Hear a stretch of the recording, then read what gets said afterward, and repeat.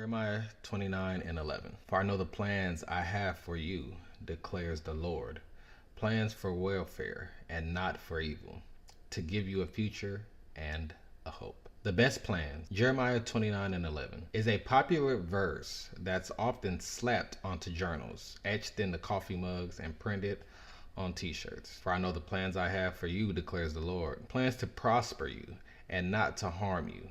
Plans to give you hope and a future. Jeremiah 29:11. And God does have a plan for you. God does want to bless you. God does want to give you hope and a future. But we should also pay attention to the original context. In this case, God was speaking through the prophet Jeremiah to the people of Judea, people who'd recently been exiled to Babylon for 70 years. The Jewish people were banished to the foreign land because of their insatiable appetite for sin. In fact, for 23 years, Jeremiah had been warning them to stop rebelling against God or prepare to face the consequence. God is patient, but he is also just. In other words, the Jews were sent to time out.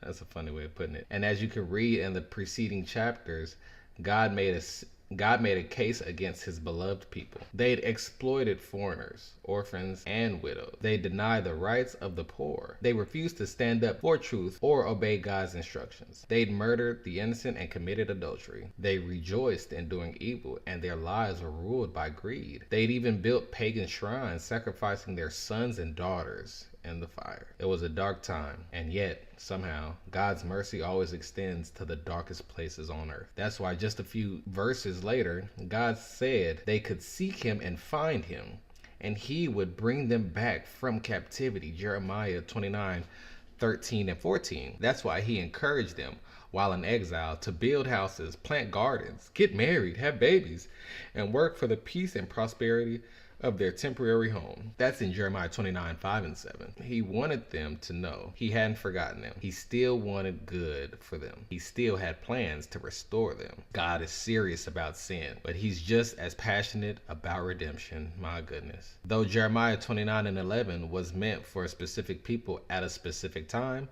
God's heart for the restoration of broken people is generationally timeless. Even when we feel stuck in the process, God has a plan. We can put our trust in the God whose goal is always redemption. God, I know you have a plan for my life and that you want to bless me. Help me to lean into that promise and live a life that honors you.